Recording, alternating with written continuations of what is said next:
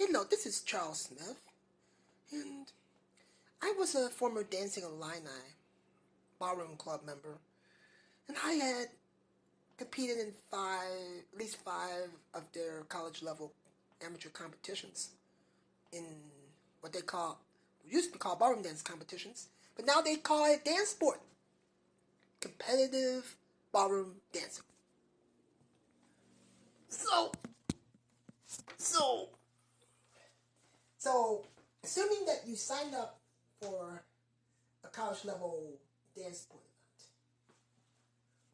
event, and you are all, so I'm going to focus on things you can do when you're actually on the dance floor. Dancing in usually a 90-second heat, where the music starts and ends in about 90 seconds. So basically, you know that so be sure that you take enough lessons in the ballroom dance or dances that you are competing in, so that way you look good to the judges who will mark you. So that way, when you do dance with a partner, especially when you get into the standard smooth dances like foxtrot, waltz, tango, I'm going to demonstrate the tango. So that way, when you dance like a tango heat, you can do this with confidence without doing this.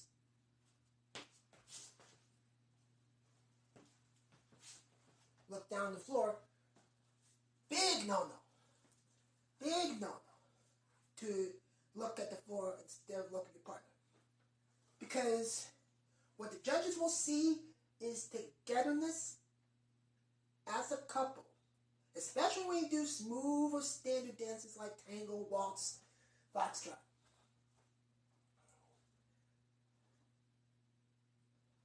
So, especially in smooth or standard like waltz, tango, or foxtrot, and even when you do quick step,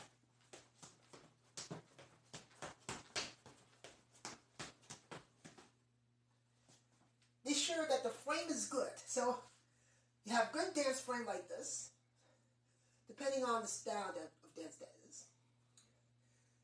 In US Smooth, it's more relaxed if you do the dance frame like this, especially in closed toe.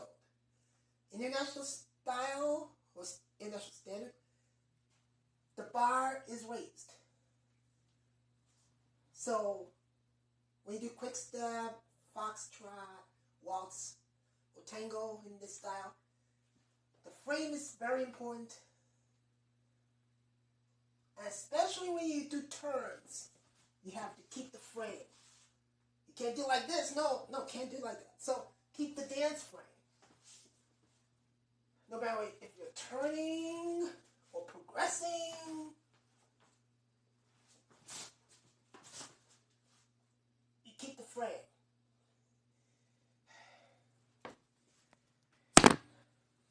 Oops. Oh. Yeah, things happen. I had a bit of a snafu. Now in US Smooth, there's an exception because, like US Smooth, waltz, tango, foxtrot, and even Viennese waltz, you are allowed to break from closed toe into promenade or open promenade, or even do open work like this. But in international standard, except for entry and exit,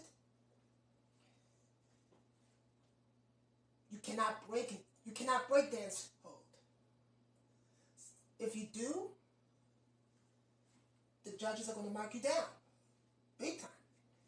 So, and that means you will end up with an NR or no recall, and that means you do not go on to the semifinals or finals. More tips on succeeding in dance while you're on the dance floor. So listen to the music. So especially in waltz, which like goes like 1, 2, 3, 1, 2, 3. You need to make sure that you dance on time to the music. 1, 2, 3. You don't go like this in waltz. Like 1, 2, 3. 1, 2, 3. And be off time. The judges will see your feet.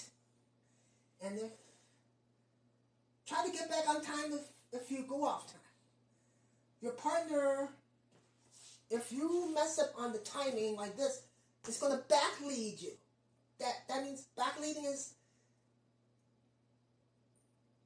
she will put pressure on you, especially with the leaders.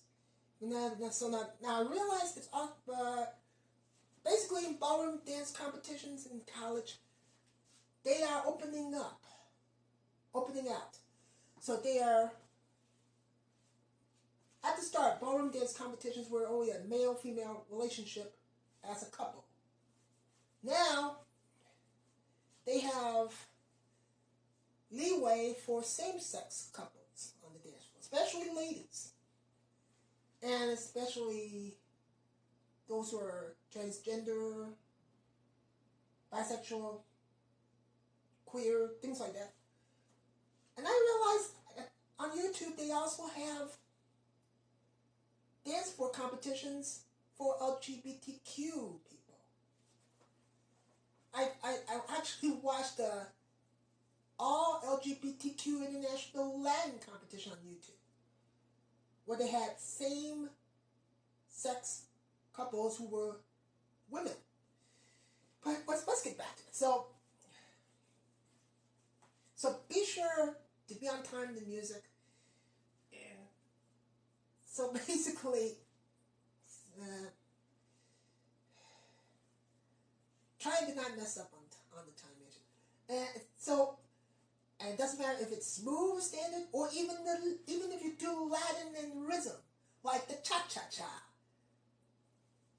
So in US style cha-cha, you can do 1, 2, 3, and 4, 5, 6, 7, and 8.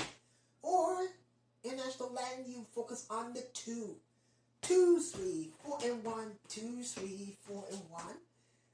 So cha-cha and rumba in US style and international style have different timing. So focusing on what the strongest beat is. International rumba and international cha-cha have the emphasis on the 2 beat because of the Cuban aspect of the history of both dances. Since rumba and cha-cha both come from Cuba. And in US style cha-cha and rumba focus strongly on the 1 beat. So like US rumba would go do things like 1, 2, 3, 4, 1, 2, 3, 4, 1, 2, 3, 4, 1, 2, 3. So basically you need to know not only how to dance on time to the music, you need to know the basic timings. Especially when you're just doing only basic steps in the dance.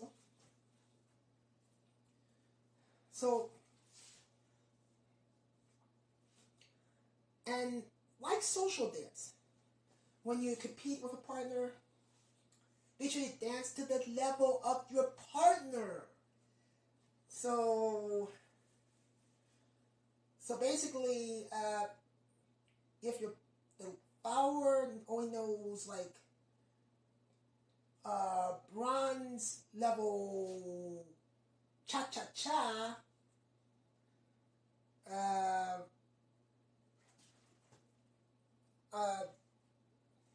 don't do things like this. And if you do that, the follower won't even know what you're doing. That's way beyond bronze. Okay, as you probably know, bronze is the basic level steps. Then we go into silver, which is like almost like intermediate level steps, and then gold, which is like the top of the top, advanced level steps. So if your follower can do only bronze steps, don't lead that follower into a gold step or gold star step that she will go off on and she will miss the timing on. And if the judge see it, judge or judges see it, the judge will not like it. He'll mark you down. So, just like in social dance, in competitive dancing, dance only to the level of your partner. And so usually leaders in ballroom dance competitions at college level will have a number on their backs. That will allow the judges to mark down easily the number. And so that way they can see how good they dance. So, but the way you dance during the heat will determine whether you get judged or you don't get judged. And if you don't get judged, it's almost like you committed an infraction and you will get a no recall and you will not be able to dance in further heats. You won't go on to the finals or anything like that. So when you have a number on your back, be sure that the judge will see your number during the heat. So like for example, I do US style foxtrot, and if I do not turn in the progressive step like that, if the judge is right here, that way, I only do this without doing the turn, the judge won't see the number. So basically, especially when you do the counterclockwise type of progressive movements in smooth and standard, be sure you add a turn. It doesn't matter if it's a half turn or full turn. So I'll do the same progressive walk in US Foxtrot with a half turn, and there, now the judge can see your number, and once they let you see your number, make sure you hold that visual for at least a few seconds. That way you won't be judged. So now the silver lining is that if you do not turn like this to be judged, you just do only like this, like I'm going to change to an international waltz pattern, and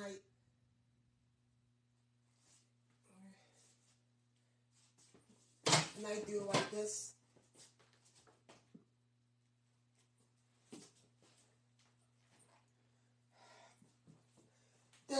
Your friends are going to cheer out your number. Now, when they cheer your number out, the audience cheers your number out. Like number 46, or number 337, or number 285, or number 415. You may have a fighting chance. You will be judged. But basically, it is up to you to make sure that if I wore a number on my back, that they see your number. And then there's another thing that can make or break a heat that you do in a dance competition. And they call this deportment on the dance floor. Keenly, when I was social dancing, I had to deal with what they call the mores or protocols of ballroom dancing. They call this ballroom dance etiquette. And some of the etiquette mores also that you have to follow in social dancing also apply when you are dancing competitively. So basically, here's an example of I enter a dance floor. I pretend I have a partner,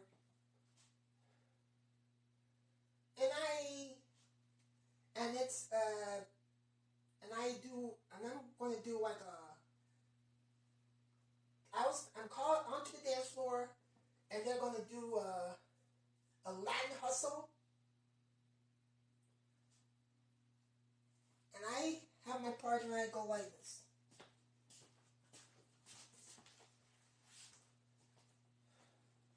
And then I'm going to do like a demonstration of I'm good at shadow parking. I'm going to do I pretend I'm in the hustle dance heat.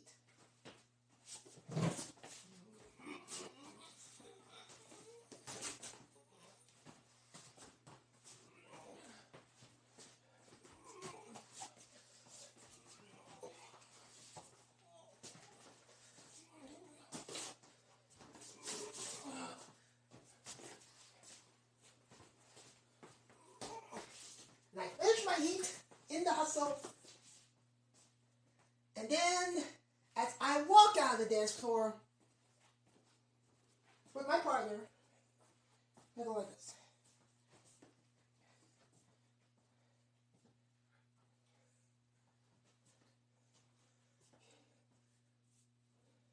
And no matter how good you are in the hustle or any other dance, how good your technique is, or how good your presentation is, if you have bad deportment skills, and that is the way you leave the dance floor and you enter the dance floor. If there are any red flags, the judges will not like it. Bad deportment shows lack of confidence in your abilities to dance, or you don't care about the dance competition, and judges don't like it. So what I did wrong is, even though I had a good hustle routine, great presentation, I showed good presentation, great arm styling, and great spins and all that, good styling, good footwork.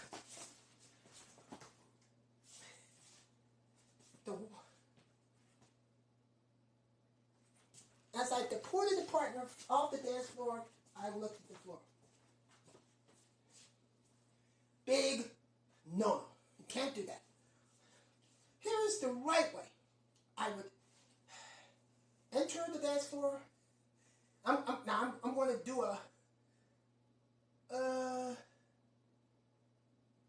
now I'm going to do a samba. Then I'm going to deport myself. So I'm going to do the deportment. Entry and exit the right way. So, for example, the MC says, okay, everybody who has applied for the samba, please move on to the dance floor.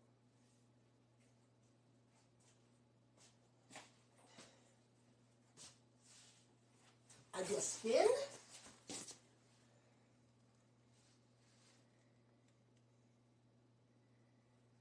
And then the MC says, music please.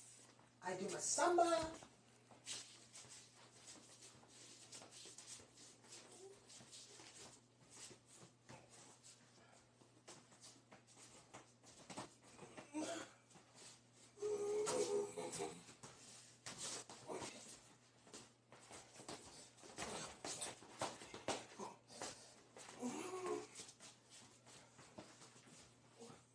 Do my samba rolls, all the stuff.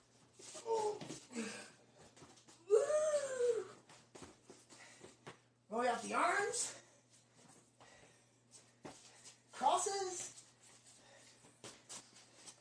Shimmies. I finish my samba.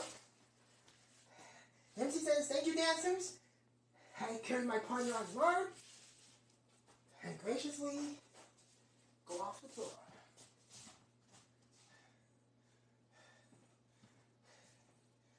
So, that's the correct way. I never did this. I never looked down. Can't do that.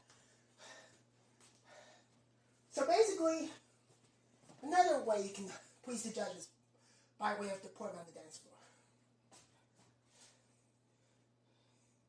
You can take your partner's arm as you go onto the dance floor,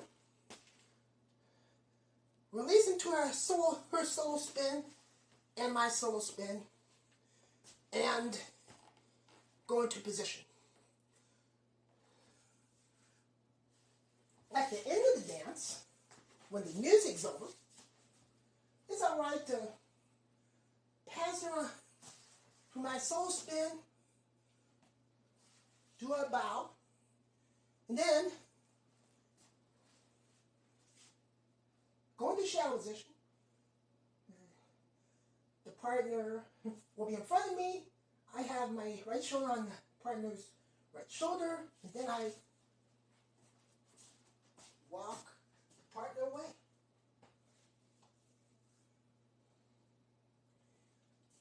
So basically, that's some of the basics on how to have good deployment on the dance floor when you are competing in the couch level. And so,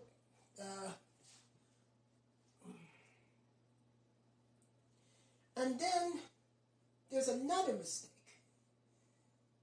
Now, not so obvious, well, this is not deployment, but now, except for the paso doble, you dance just before the music starts. I'm not talking about, of course, the advanced level dance sporters who can do choreographic entries, like if they do the samba, they'll do like shimmies in place before the music starts, or yeah. So but most dances, especially standard smooth, you stay still. Especially in standard, you need to stay still until the music starts. Especially when in international standard, you need to face your partner. As the music starts, invite the partner to hold. For example, I want to do a waltz like that. Go into your head to your left thing. Make sure you have weight before your first step, and I learned that from watching Shawi dance. Because if your first step is not good, the follower will not get the foul. So just make sure the step, of course, I know it's like this. So for especially in smooth standard, do not move until the music starts, and then the leader invites the follower into hold. Something like that. And then the last thing we're going to focus on, especially in standard smooth and competition, is basic ways to avoid collisions. Because of course, I realize that Dancesport is called that because sometimes ballroom dance competition is a contact sport, especially in international standard smooth, where there may be about 20 to 30 couples on the dance floor. So basically, now, especially when you do foxtrot, like if I want to do the two-step first step and then realize somebody is going to go across here, you're going to have to lead the follower to stop. And the hesitation, I call it a surprise hesitation. Like slow, quick, and then somebody's coming right here, and then I stop them with a hesitation, step forward, back, wait for the opening, and then you're off again.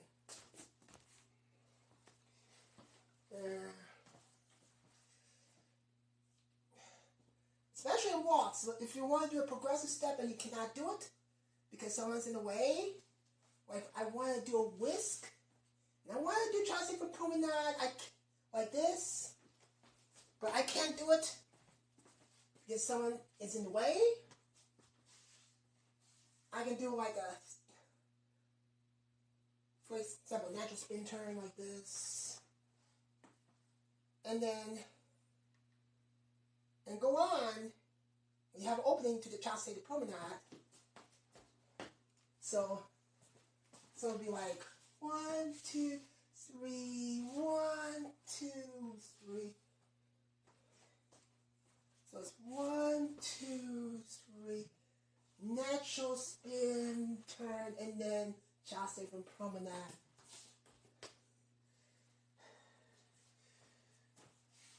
Alright. And then there are multi-dance events. Suppose you have the same couple for multi-dance event. This is going to be my last thing I'm going to talk to you about. In success in dance sport competition at the college level. Suppose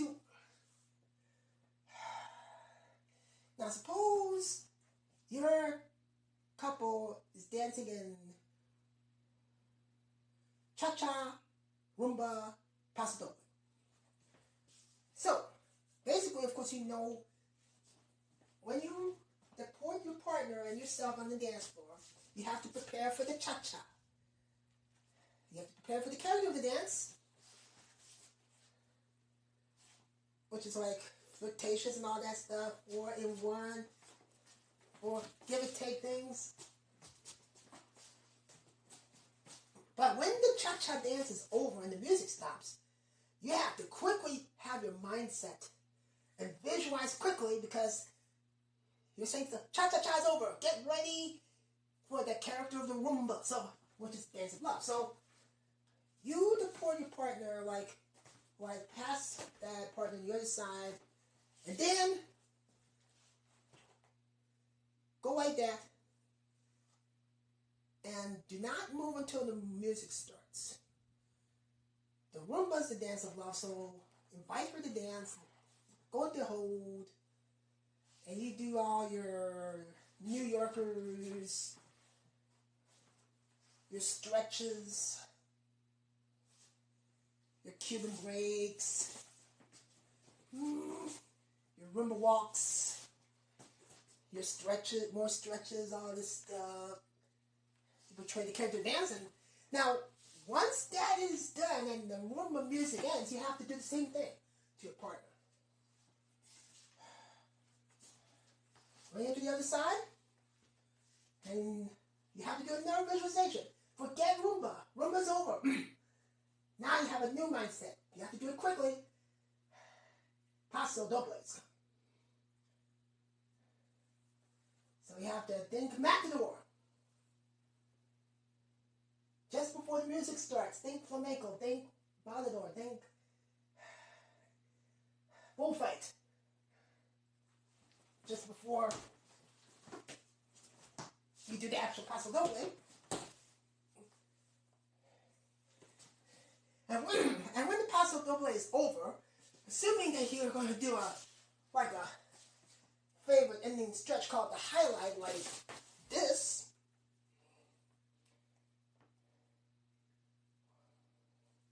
when the highlight's over, recover carefully. If you're both doing the highlight, pass the lady in front, bow, and take her hand by hand. Up the dance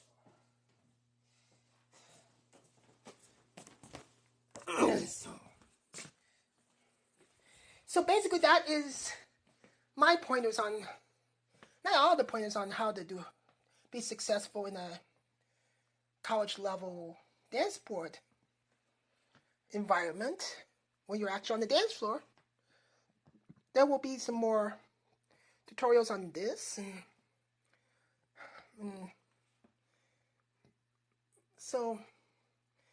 and because I had not been in a dance competition for 3 years, probably 4 or 5.